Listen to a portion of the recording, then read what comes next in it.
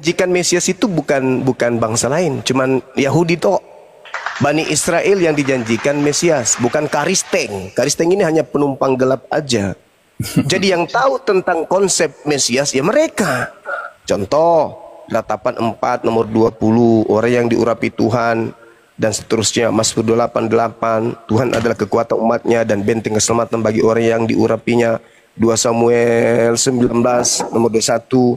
Semua Ya Hadi ya Bashir ya Tabibi Nabiyullah khairul khalqi jami'an lahu a'la manasibi wal marati Salatullah Subhanallah. Bismillahirrahmanirrahim. Assalamualaikum warahmatullahi wabarakatuh. Kaum muslimin yang dirahmati Allah, semoga Allah senantiasa curahkan segala rahmat, segala nikmat yang berkepanjangan dan tiada hujung dari dunia hingga akhirat, insyaallah. Dan Allah pun kumpulkan kita para kaum muslimin di mana naungan Rasulullah beserta para nabi, beserta para orang-orang yang Allah kasihi, Allah sayangi, Allah cintai, insyaallah di bawah naungan Rasulullah kelak di mana tiada naungan selain daripada naungannya, insyaallah. Amin amin Allahumma amin. Kaum muslimin, pada kesempatan sore hari ini saya akan mengunggah sebuah video di mana video ini mengisahkan tentang bagaimana perdebatan Akizuma ya, versus dua Kristen, yang satunya Katolik ya, yang satunya Protestan. Nah, lumayan seru sih. Jadi banyak banyak hal yang menjadi ibrah di sini ketika mendengar ataupun menonton debat lintas agama ini. Memang ada kalanya kita bosan ya, tapi ada kalanya kita juga merindukan, pengen tahu bagaimana perkembangan ataupun bagaimana orang-orang Kristen ini, apakah masih seperti dulu gitu ya. Kalau orang Kristen memang tidak ada berubah ya, memang itu saja ya, mereka mengikuti apa yang mereka pikirkan sendiri dengan akal-akalan mereka sendiri karena mereka tidak pernah membaca isi kitabnya, itu masalahnya. Baik kaum muslimin, demikian videonya. Sesat pikir formal yang mana dalam kaidah diskusi-diskusi formal itu tidak ditoleransi. Terima kasih. ya, anggota Hercules bukan Hercules. An-Nasami bayao. An-Nasamin punna anggota Hercules bukan Hercules, karena Hercules itu nama, tiai gelar. Jangan kamu pikir ini gereja, jangan kau berpikir kau sedang berhadapan dengan anak-anak kecil sampai kamu dengan mudahnya nipu sana, nipu sini, ngambil analogi ini, seakan-akan kok kamu sedang berhadapan dengan orang yang lebih paham Bible ya, 3 sampai 4 juta tingkat di atasmu. Catat itu. Jadi jangan sokongan kau berbicara anggota Hercules, ngasami tiai Hercules, tapi anggota geng daripada, misalnya Hercules punya geng, anggotanya nama gengnya itu adalah Blokok, maka semua anggota itu adalah Blokok semua. Polri atau polisi itu adalah jabatan dan sekaligus gelar, tiai nama. Udahlah, kamu gak usah muter-muter di situ, jangan sok paten kau. Itu aja kau bahas. Kalau berbicara mengenai kesaksian, siapa saksi melihat Musa menerima firman? Mencet kau kan?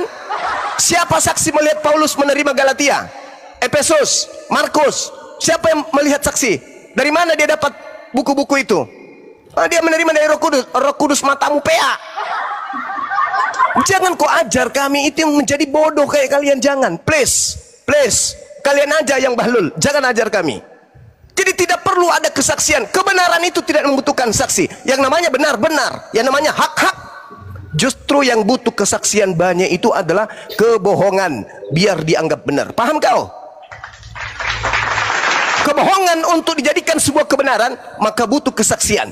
Kesaksian siapa? Kesaksian palsu. Sama yang diadakan oleh imam kepala mahkamah agama. Mereka ingin menyalibkan Yesus dengan menyajikan kesaksian-kesaksian palsu dan tipu muslihat. Paham kau situ?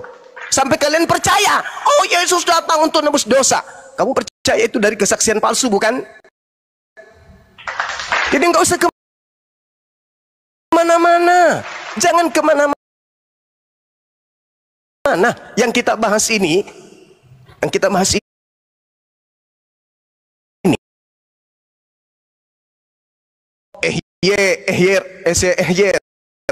Ada nggak? Kemudian ada nggak di situ disebutkan kemudian murid-murid Yesus bukan penyembah Kristus, orang-orang Yahudi bukan penyembah Kristus, dan yang keluar dimerdekakan dari perbudakan Mesir bukan penyembah Kristus. Loh, kok kalian nyembah Kristus, Cak Ayu? Kalau Anda sudah menyatakan diri Anda penyembah Kristus, Anda sudah sesat itu. Karena Kristus itu bukan Tuhan, bukan pencipta, bukan sembahan. Maksudnya ada orang yang datang mengaku Kristus. Lah, Paulus ngaku Kristus tuh. Ayo, Paulus ngaku Kristus. Jadilah teladanku sebab aku ini juga adalah Kristus. Ngaku Kristus dia. Kristen datang ke seluruh dunia. Mengaku sebagai apa? Ya, berdasarkan dalil di dalam Kristen sudah setara dengan Yesus, yaitu Kristus. Makanya dikatakan engkau adalah tubuh Kristus. Engkau mensifati sifat Kristus. Orang Kristen mensifati sifat Kristus. Galatia 3:27. Galatia 3:26. Kristen bukan lagi anak manusia, tapi mereka adalah anak-anak Tuhan. Kisah Para Rasul 9:22. Paulus dibuktikan sebagai Kristus di situ. Kisah 9 nomor 22, Paulus terbukti Kristus di situ. Yang mana yang harus diwaspadai? Yang mengaku Kristus dan yang memakai nama Kristus. Itu. Siapa itu? Hindu, Buddha, Islam, Yahudi, ateis? Bukan. Siapa itu? Ya saudara saya ini, si Joni ini, si Kristus palsu ini. Begitu saudaraku. Ya, tenangkan hatimu, jangan tinggi hati, sunatkan hatimu, sunat, jangan sombong terhadap kebenaran. Meskipun sumbernya informasi ini dari saya sebagai Muslim, jangan sombong, jangan mentang-mentang kamu menerimanya dari sarjana teologi, itu yang kau percaya. Atau Anda pernah sekolah, jangan kau percaya. Kalau bertentangan dengan akalmu, jangan kau percaya. Saya kira begitu teman-teman, silakan. Penting yang saya nangkap ya. Yang pertama, terima kasih karena Bang Suma sudah bisa membedakan mana jabatan, mana pribadi, mana gelar. Itu yang pertama. Sehingga kalau polisi, jabatan sebagai polisi, gelarnya bisa sarjana ekonomi, bisa sarjana hukum. Itu yang pertama. Terima kasih karena sudah bisa membedakan itu. Terus yang kedua, bahwa Wahyu tidak butuh pembuktian, saya pikir itu sudah bertentangan dengan argumentasi Bang Suma sendiri yang menyatakan bahwa kebenaran perlu diukur dengan akal sehat. Ya. Karena apa? Wahyu butuh pembuktian, dan alat bukti itu banyak, ya kan? Di dalam hukum sendiri ada 5 alat bukti. Terus yang terakhir, Abang bicara tentang mewarisi sifat Kristus sehingga Abang simpulkan dia adalah Kristus. Sekali lagi saya bilang bahwa cara berpikir Abang ini absurd dari awal. Karena apa? Karena ketika Bapak A mempunyai anak bernama C dan si C mewarisi sifat pendiam Bapak A, bukan berarti si C adalah A. Ya. Jadi dari awal itu narasi yang dibangun oleh Abang ini sesat pikir formal yang tidak bisa ditoleransi sama sekali. Sehingga bagi saya diskusi ini ngalor ngidulnya kemana-mana, nggak jelas. Gitu aja Bang.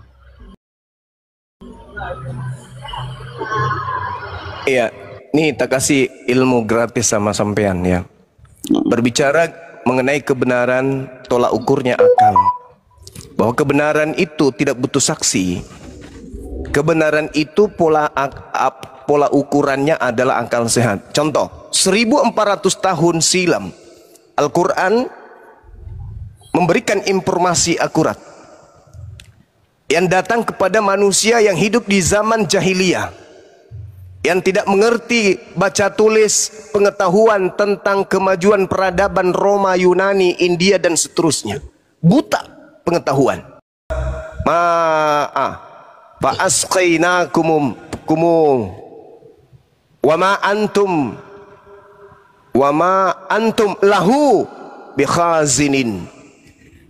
Dan aku turunkan hujan dari langit, lalu aku beri minum kamu dengan air itu,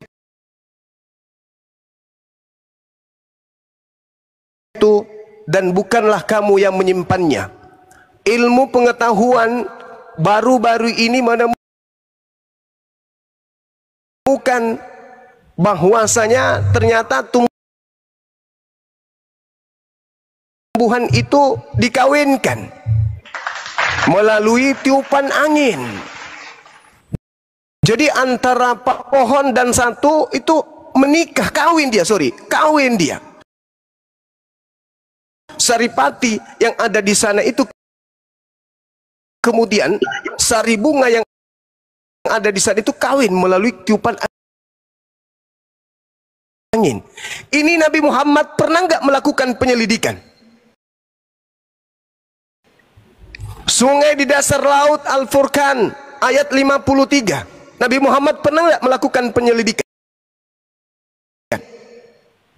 Cara otak manusia mengambil sebuah keputusan diterangkan dalam Al-Quran surah Al-Alaq ayat 15 sampai ayat 17. Teori Big Bang, Al-Quran surah Al-Anbiya ayat 30. Dan banyak lagi pengetahuan yang mana menjadi saksi. Pengetahuan itu menjadi saksi. Ilmu pengetahuan menjadi saksi bahwa meskipun Nabi Muhammad tidak dilihat oleh manusia menerima wahyu itu, alam semesta, pengetahuan seluruh dunia menjadi saksi bahwa Nabi Muhammad itu menerima wahyu dari langit. Kalau ular makan debu, pencipta langit dan bumi turun ke bumi dibunuh manusia, ilmu pengetahuan apa yang bisa masuk dalam otak itu? Gak ada. Tapi banyak saksinya, walaupun contoh nih, Yesus berkata, segala firman yang engkau berikan kepadaku telah aku sampaikan kepada mereka. Siapa menjadi saksi Yesus menerima firman? Teopilus yang mulia, banyak orang menyusun berita-berita tentang peristiwa-peristiwa yang terjadi di antara kita. Siapa orang-orang itu?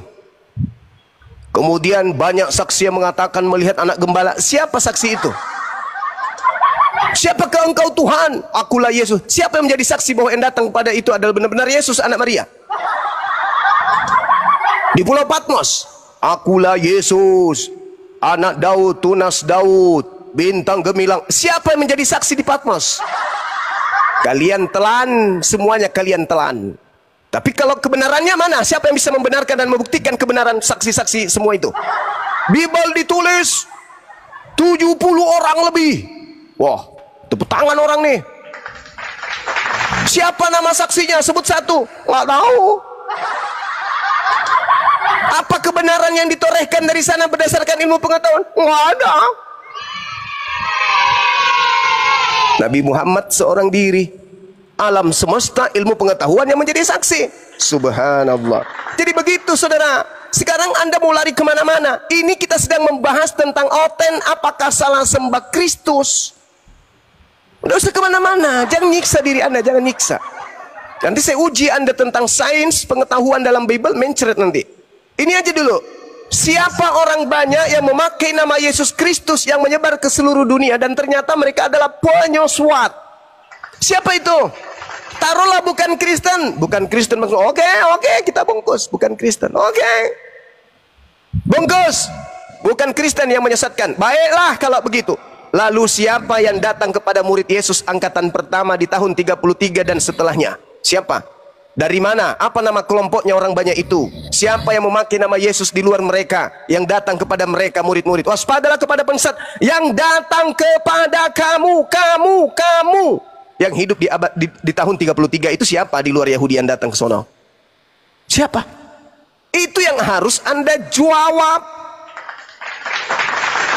Bukan kemana-mana. Jawab ini. Umat Islam tidak menyembah Kristus. Umat Islam datang dengan keislaman Al-Quranul Karim dan As-Sunnah, memakai nama Nabi Muhammad, tidak memakai nama Yesus Kristus. Orang Hindu punya kitab sendiri, orang Buddha punya kitab sendiri, orang Yahudi punya kitab sendiri. Satu-satunya yang menjual, menjajakan, mempromosikan nama Yesus hanya Aliteng. Taruhlah Kristen tidak sesat. Oke? Kalau begitu PR Anda adalah menunjukkan kelompok banyak yang memakai nama Yesus itu siapa. Silakan.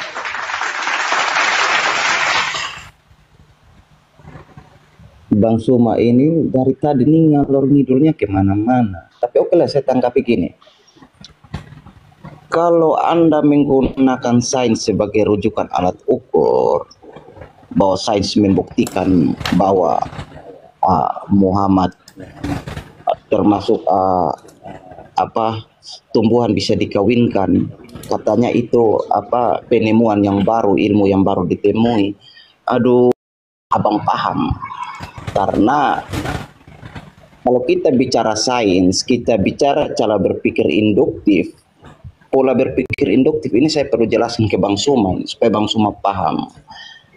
Induktif itu ketika satu saja data berubah dari sampel, maka keseluruhan kesimpulan akan berubah sehingga sains itu berkembang. Sains tidak mutlak. Kalau Anda belajar filsafat sains tidak pernah mengklaim dirinya mutlak. Itu yang pertama. Terus yang berikut lagi, Bang. Anda tidak bisa mengukur pengetahuan menjadi salah satu bukti bahwa Muhammad itu adalah betul nabi apa segala macam penerima wahyu. Tidak, Bang, itu bukan satu-satunya. Dan kembali pada filsafat sains tadi, sains bisa berubah, sains tidak absolut. Nah, bagaimana Anda menggunakan alat ukur pada kebenaran yang mutlak dengan menggunakan suatu kebenaran, satu kesimpulan hipotesis yang bisa berubah besok pagi. Nah, terus yang berikut lagi, Bang. Anda berusaha untuk mereduksi kata pembuktian dengan berbicara tentang saksi. Bukti tidak harus saksi, Bang. Kalau Yesus Kristus ketika dia menerima wahyu dalam tanda petik sebagai manusia, dia diikuti dengan petunjuk hidup. Satu petunjuk bahwa perilaku hidupnya dia memang bermoral, bukan kau. Apa petunjuknya? Ya. Nah, kalau abang paham yang tadi nyambung itu, kalau dia belajar tentang filsafat hukum, dia belajar tentang hukum, 5 alat bukti itu salah satunya petunjuk, termasuk perilaku hidup. Kalau kawin sana kawin sini, itu bukan petunjuk. Bisa menipu demi kebaikan, itu bukti bahwa ini bukan petunjuk. Itu petunjuk yang keliru, karena tidak mungkin Allah yang benar berkontradiksi dengan dirinya sendiri. Ya, by logic tidak mungkin. Tidak mungkin Allah yang benar mengajari umatnya untuk menipu demi kebaikan. Karena apa? Ketika Anda memisahkan kejujuran dari kebenaran, itu Anda sedang memisahkan dingin dari es, dan itu adalah absurditas berpikir. Nah, Ya sudah ya. jadi saya mau sampaikan bahwa kesimpulan saya pada akhirnya, Bang Suma dari tadi ini hanya berbicara sesuatu yang ngalor ngidul dan sesat pikir, mengambil klaim-klaim yang tidak didukung dengan premis proposisi-proposisi yang valid. Ya, jadi itu. Terima kasih, itu kesimpulan saya. Salam. Jadi, Bang Suma. ya, ini anak TK sedang belajar berbicara di depan seorang profesor. Itulah kamu. Anak TK yang baru mengerti rumus-rumus, belajar kemudian presentasi di hadapan seorang profesor. Itulah kamu, kawanku. Saya menghargai keberanianmu. Saya menghargai keberanian kamu itu untuk modal congor. Sabar dulu. Kamu tidak membantah tentang Kristus palsu yang kau sembah itu. Dengarkan gini, tak ajarin kamu kerangka berpikir. Dengar. Tak ajarin kerangka berpikir yang benar. Gantian. Samiot, gantian. Tadi Anda sudah berorasi. Lama sekali. Ya. Kalau Anda belum layak berhadapan dengan Bang Suma, mending kabur sekencang-kencangnya. Kamu lihat kitab yang kau ambil dari Yahudi itu, kau ambil secara tidak sah. Diam dulu. Diam mau dulu, pegang. anak TK, Ya. diam dulu, anak TK yang hanya belajar presentasi. Kau dengar saya dulu bicara, jangan kau langsung kabur. Dengar dulu. Kalau berbicara mengenai kebenaran itu, saya katakan tidak butuh saksi. Yang namanya kebenaran gak butuh saksi. Kitab yang kau ambil Kejadian 1, hendaklah tanah menumbuhkan tunas-tunas muda, tumbuh-tumbuhan berbiji, segala jenis pohon, bebuahan, bla bla bla. Gimana ceritanya itu bisa terjadi sementara matahari nanti di hari keempat? Itu sudah terbantah oleh ilmu pengetahuan. Terus kamu mengatakan, bagaimana mungkin menolak, memberikan sebuah ilustrasi kebenaran berdasarkan dengan ilmu pengetahuan, sementara ilmu pengetahuan itu nanti akan berubah. Matamu suwe. Ilmu pengetahuan apa yang kemudian bisa kau cerminkan di dalam kehidupanmu sebagai orang yang beragama, ketika Al-Quran mengatakan di dalam surah Al-Hijr ayat 22 bahwa Tuhan memberikan informasi kepada Nabi Muhammad bagaimana tata cara kemudian terjadinya pembuahan terhadap tumbuhan. Coba ilmu pengetahuan mana yang bisa membantah ilmu pengetahuan itu? Teori Big Bang, cara otak mengambil satu keputusan, adanya sungai di dasar laut, adanya api di dasar laut, sidik jari manusia yang berbeda satu sama yang lain, bagaimana terbentuknya hujan, dua air laut yang tak menyatu. Coba apa yang bisa merubah itu semua? Itu sudah terjadi, itu keadaan. Dan ingat saudara, pengakuan Yesus bahwa penghibur ketika ia datang, dia akan memberitakan kepadamu hal-hal yang akan datang. Hal-hal yang akan datang. Artinya oknum penghibur ini akan menjelaskan tentang hal-hal yang akan datang, itu kebenaran-kebenaran yang secara ilmiah akan muncul di masa yang akan datang, diberitakan ketika ia datang. Terbukti bukan?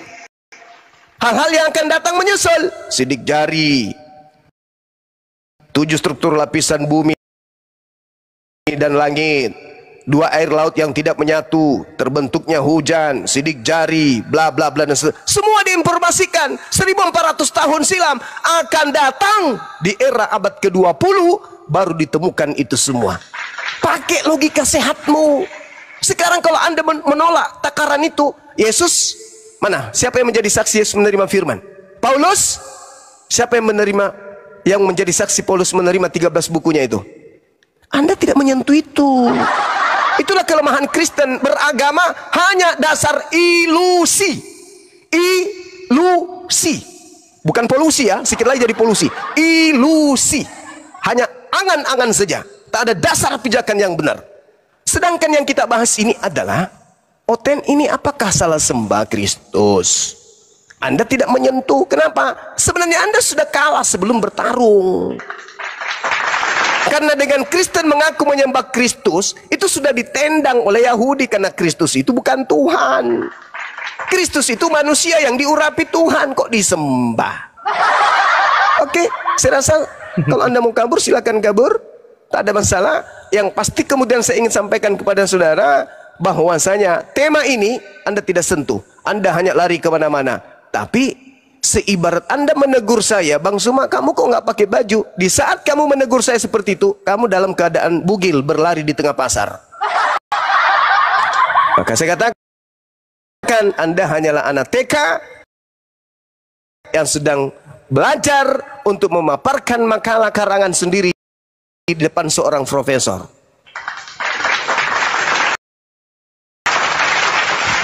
Silakan diambil alih. Ya, Pak Yusuf Suprianto, selamat siang.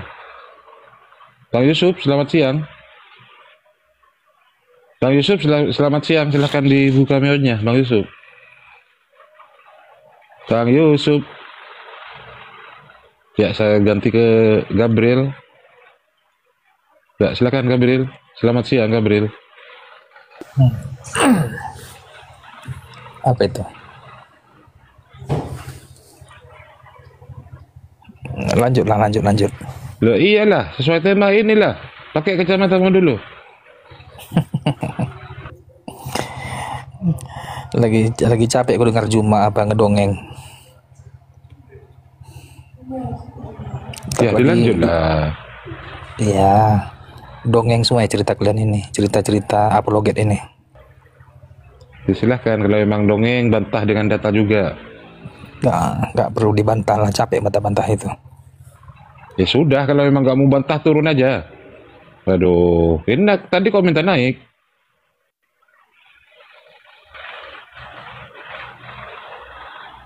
Ya silakan teman-teman Kristen yang lain yang mau berdiskusi. Pak Suprianto. Saya sering mendengar dari abang kita Juma itu yang sering mengatakan seperti itu.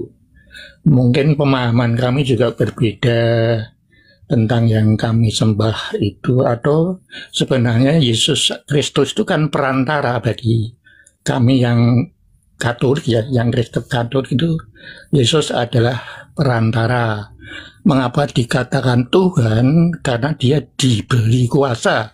Yang memberi kuasa adalah sang sumber itu sendiri, yaitu Bapa itu. Atau Bang Juma bisa menjelaskan mengapa Yesus itu selain Yesus Kristus selain diurapi, apakah ada pengertian tentang Kristus, Bang Juma?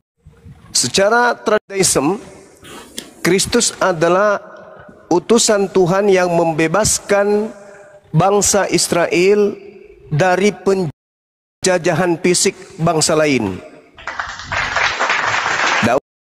Daud, Harun, Saul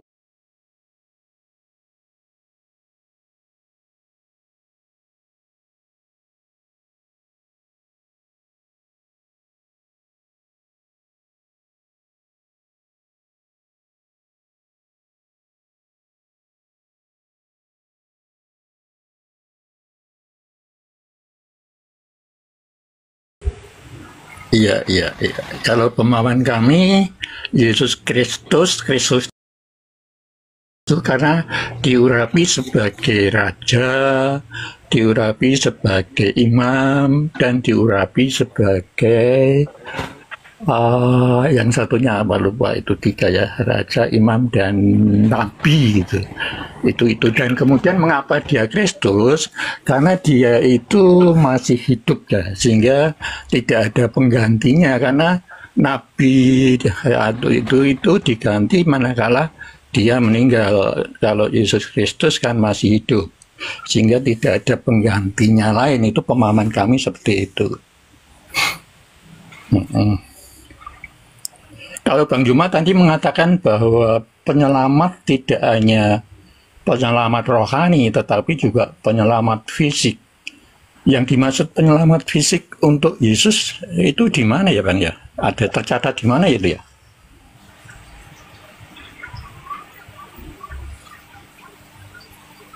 Bang, saya ditanya terkait pengertian Mesias.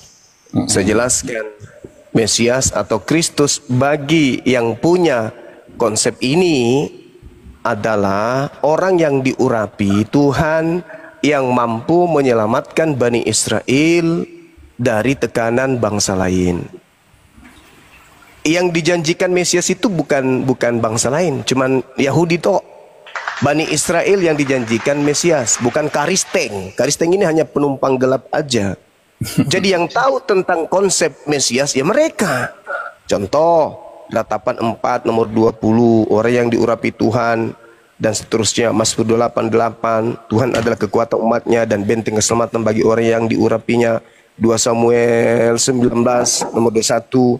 Semua berbicara mengenai orang yang diurapi, yang kemudian bisa menyelamatkan bangsa Israel dari tekanan penjajah. Ya, tidak apa-apa. Kalau ini Bang Yuma, ini kan Bang Yuma tadi mengatakan hanya diutus untuk bangsa Israel gitu ya. Mengapa demikian Bang Yuma? Kalau pemahaman Bang Yuma, mengapa hanya untuk bangsa Israel gitu? Karena memang Tuhan lebih mengutamakan Israel pada masanya sampai kepada datangnya Yesus. Di luar bangsa Israel itu tidak dianggap umat, apalagi Roma, nggak dianggap umat Romawi itu. Romawi inilah yang kemudian menggaungkan agama Kristen, sementara mereka tidak ada nabi yang datang kepada mereka, nggak ada kitab suci yang datang kepada mereka. Ya mereka sebut perjanjian baru hanya catatan-catatan pewarta yang mereka kumpulkan, yang mereka kemudian loloskan pada saat pengkanonan. Perjanjian baru hanya remah-remah yang dihasilkan dari terjemahan kitabnya Yahudi yang mengalami evolusi dan seterusnya, koreksi demi koreksi. Di abad keempat baru disahkan menjadi kitabnya orang Katolik. Oh, begitu Perjanjian ya. baru, perjanjian lama itu bukan untuk dijadikan sebagai panduan yang berasal dari Tuhan. Oh, begitu.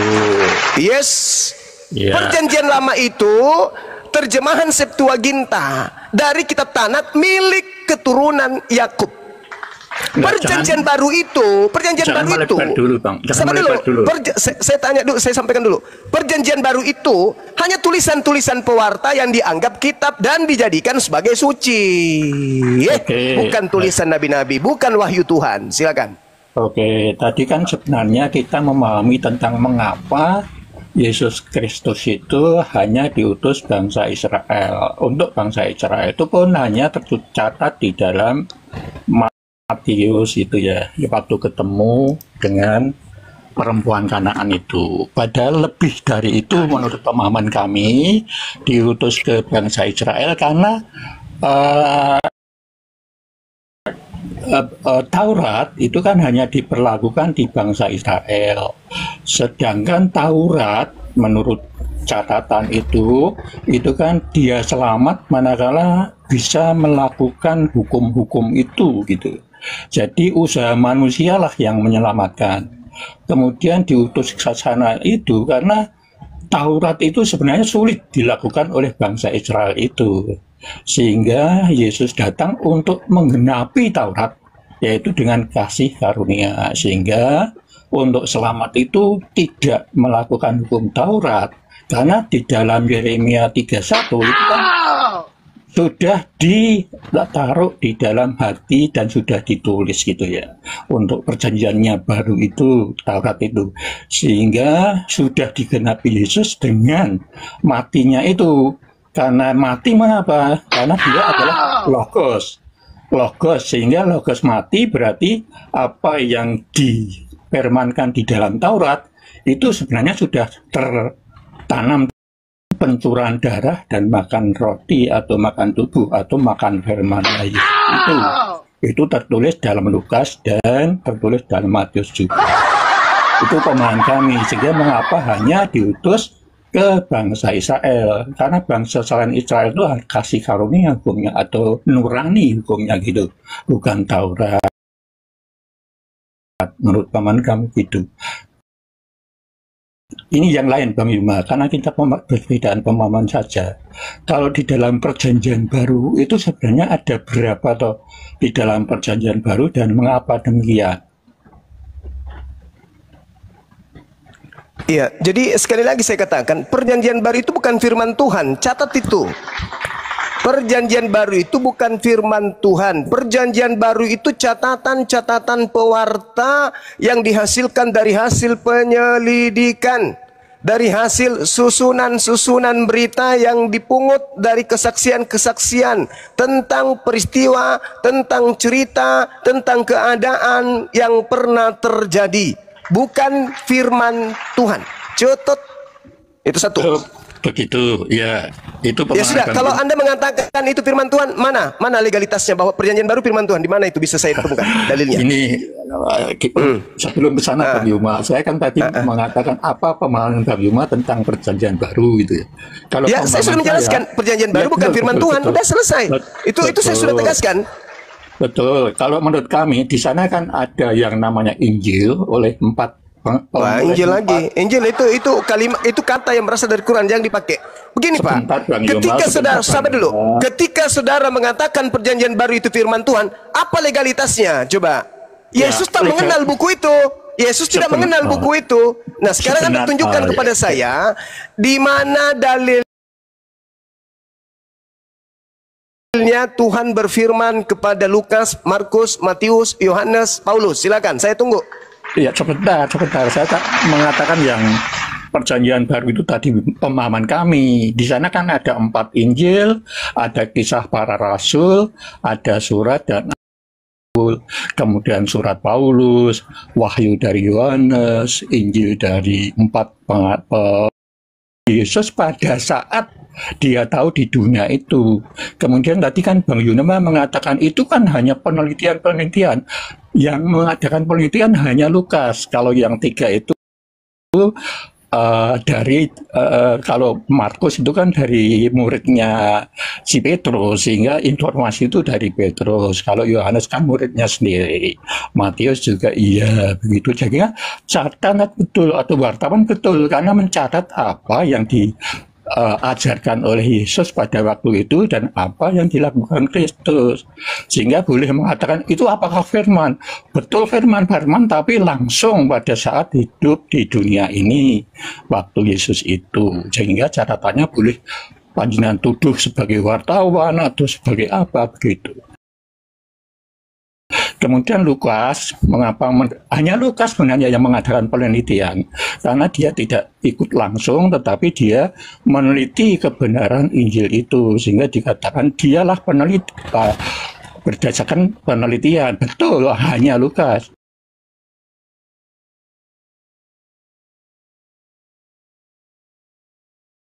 Galatia, Efesus oleh Paulus. Karena di Paulus itu kan mengajarkan tidak sendiri tetapi dengan Barnabas gitu. Kemudian Wahyu itu semacam mimpi panjang oleh Yohanes. Itu gambaran-gambaran setelah manusia itu di alam. Harus mengetahui apa yang ditulis dalam Injil atau apa itu, kabar baik lah, kalau tidak boleh dikatakan Injil, itu semuanya harus tahu, sehingga untuk memahami Wahyu sangat mudah gitu Bang. Itu tentang perjanjian baru. Kemudian Bang Yuma mengatakan apa legalitasnya. Sebenarnya legalitas itu pernah kita bicarakan waktu itu, yaitu di Yohanes 17, yaitu bisa dimengerti dalam Yohanes 20 itu Bang. Itu legalitasnya sebenarnya, karena akan bersanad di sana itu Bang Yuma. Apalagi Bang Yuma yang perlu dipahami bersama. Iya, mana catatan yang menerangkan bahwa perjanjian baru itu firman Tuhan, Pak? Bukan begini loh, itu kan catatan pada saat Yesus hidup di dunia ini, hidup bersama mereka. Jadi bukan firman Tuhan kan? Ya boleh dikatakan firman, karena itu kan catatan yang dilontarkan oleh Yesus pada saat itu, pengajaran itu, dan pengajaran itu kan asalnya dari sang sumber, sang Bapa, gitu Bang. Kalau saya hidup zaman itu terus saya juga menulis, apakah tulisan saya disebut firman Tuhan? Banyak yang menulis, tetapi kan itu harus dikonsilikan kan, konsilikan oleh bapak-bapak. Siapa yang punya otoritas untuk menentukan itu? Gini Bang Yuma, kalau panjenengan membaca dalam Yohanes 17 akan tahu di sana doa Yesus pada murid-muridnya itu. Kemudian untuk Paulus itu diberlakukan, dan kami itu diberlakukan pada Yohanes 17:20. Tidak hanya murid ini yang aku doakan, tetapi yang mendengar inilah yang aku doakan juga, supaya berada dalam kebenaran. Nah, mengapa diangkat menjadi anak-anak Allah? Karena kita berada di dalam kebenaran itu atau dalam kasih. Kalau tidak ada dalam berada kebenaran dan kasih, tidak akan menjadi anak-anak, begitu Bang Yima, menyatu kepada Yesus Kristus. Jadi kesimpulannya bukan firman Tuhan kan ya? Ya, itu boleh dikatakan firman kan? Lah kok bisa dikatakan firman kalau Tuhan sendiri tidak pernah berfirman kepada mereka? Karena gini Bang Yuma, di dalam Yohanes 1:14 itu kan Logos menjadi manusia. Nah, pada saat jadi manusia itulah dicatat oleh sang murid-muridnya itu, kemudian bersanad. Oke, baik. Ya, begitu. Ketika kemudian Yesus itu datang sebagai Logos, penyampai firman, berarti kan ya? Catatan pewarta Yohanes mengatakan segala firman yang engkau berikan kepadaku telah aku sampaikan kepada mereka. Artinya tahun 33 firman yang Yesus terima dari Tuhannya, Yesus sudah sampaikan pada saat itu. Nah, iya betul. Nah, sekarang penulis kitab saudara itu menuliskan kapan?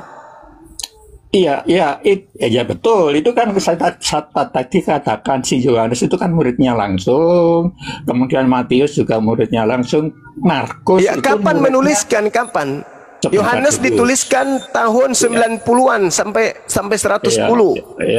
Matius dituliskan tahun 62 dan seterusnya, 63 dan seterusnya. Terus Yesus menamatkan ajarannya di tahun 33. Ya, itu tadi sudah saya katakan.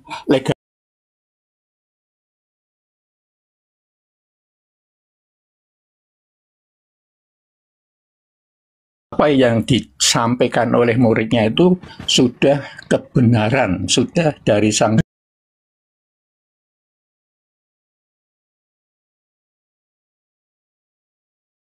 Bukan untuk mereka ini saja aku berdoa, tetapi juga untuk orang-orang yang percaya kepadaku, kepadaku oleh pemberitaan mereka, supaya mereka semua menjadi satu, sama seperti engkau ya Bapa di dalam aku dan aku di dalam engkau, agar mereka juga di dalam kita, supaya kamu percaya engkau yang mengutus aku. Oke, sekarang tolong tunjukkan murid mana yang bertemu dengan penulis Yohanes. Itu gini, buktinya ada di Kepausan ya Bang. Ini kan kita percayanya itu tidak hanya di dalam catatan yang kita beri nama Injil atau Alkitab ini, tetapi kalau Kristen Katolik kan ada yang namanya katekismus dan juga itu ada 3 ya, ada kitab suci, katekismus dan budaya mereka atau apa namanya ya, itu ada 3 itu yang kami berarti percaya. tidak ada data akurat berarti. Yohanes 17 nomor 20 dan bukan untuk mereka ini saja aku berdoa, tetapi juga untuk orang-orang yang percaya kepadaku oleh pemberitaan mereka. Pemberitaan mereka memberitakan kepada siapa? Makanya kan tidak tercatat di dalam itu makanya saya katakan kitab Anda itu bukan firman Tuhan. Begini, kalau pemberitaan, sabar Bang, kalau pemberitaan Yesus itu disampaikan kemudian oleh muridnya menyampaikan kepada siapa? Murid yang mana menyampaikan kepada siapa? Begini, kalau yang sudah terbukti itu yaitu Petrus, itu paus yang pertama ya. Kalau sampai sekarang kan sudah ada paus 267. Nggak bisa. Petrus itu bertentangan Bang. Nah, makanya tadi saya mengatakan bahwa kalau Katolik itu tidak hanya Alkitab atau catatan-catatan ini, tapi ada yang lain yaitu katekismus dan yang satu itu ada 3 itu Bang, iman kami. Sedangkan 4 kitab kanonik ini aja tidak ada validasi, apalagi yang itu. Petrus itu diutus hanya kepada orang-orang yang bersunat, bukan kepada orang Roma, Yunani, Kristen. Galatia 2 nomor 8. Itu Matius 15 nomor 24 dan juga Matius 10 nomor 5 nomor 6. Petrus dilarang ke bangsa lain. Itu memang begitu. Dalam catatan memang begitu. Tetapi Petrus pun, Paulus pun di dalam Kisah Para Rasul kan juga hormat kepada para murid itu, sehingga Kisah Para Rasul 15 itu kan dia memutuskan yang sunat tidak bersunat itu kan menjadi masalah, sehingga dia mengadakan konsili, mengadakan rapat-rapat di Yerusalem oleh pinitua atau murid-muridnya. Itu bisa dilihat dalam Kisah Para Rasul 15 itu, sehingga tentang sunat dan tidak sunat itu bukan keputusan Paulus, tetapi hasil konsili atau rapat bersama di Yerusalem oleh pinitua yang tercatat seperti itu. Oleh karena itu kan saya mengatakan perbedaan dalam Perjanjian Baru itu ada 4 Injil, ada Kisah Para Rasul, ada surat Paulus, dan ada Wahyu tadi, begitu ya Bang Bima. Karena Kisah Para Rasul kan mencatat. Apakah Yesus kemudian menambah dan mengurangi firman Tuhan tersebut? Contoh yang dikurangi dan ditambah yang mana Bang Bima? Pertanyaan saya, apakah Yesus menambah dan mengurangi firman Tuhan? Kalau si Yesus ini kan sumbernya dari sang sumber Bapak ya, atau Bapak gitu ya. Apakah dia tambah atau dia kurangi? Saya belum menemukan yang dikurangi dan yang ditambah. Karena Bapak itu kan perintahnya, dia kan tergantung pada sang sumber. Kalau tidak ada sang sumber kan dia tidak akan mengatakan dan tidak akan melakukan. Karena sangat terpengaruh dari sumber itu. Oke. Gitu. Bagaimana dengan penulis Lukas, penulis Markus, Matius, Yohanes, dan Paulus? Ya, ini kami mengimani itu Bang Yuma, karena sekali lagi itu kita mempercayai dalam Yohanes 17:20 tadi gitu loh Bang Yuma, sehingga Ya, kami pertanyaan saya, bagaimana ya. dengan penulis-penulis ini, pewarta-pewarta ini? Apakah sifat daripada tulisan mereka itu sama seperti sifat Yesus ketika menerima firman Tuhan, tidak menambah, tidak mengurang? Ya, tentu saja mungkin ada yang lupa ya Bang. Itu kan saling melengkapi antara si Matius, Markus, kemudian Yohanes. Kalau si Lukas itu kan penyelidikan ya Bang, atau penelitian. Pertanyaan saya, apakah mereka tidak menambah, tidak mengurang seperti Yesus? Tetapi Yesus sendiri kan sudah berdoa ya Bang Yuma dalam Yohanes 17 itu kepada muridnya, sehingga dia itu yang dikatakan sudah berada dalam koridor kebenaran begitu. Itu kaitannya dengan dogma ya, dogma iman kami seperti itu Bang Yuma. Iya, dogma. Oke. Betul, dogma iman kami seperti itu. Oke, saudara Bang Arif, mungkin yang lain saya siap ibadah. Yang penting sudah diakui doktrin, dogma gitu, Bang Yusuf. Makasih banyak informasinya, Bang.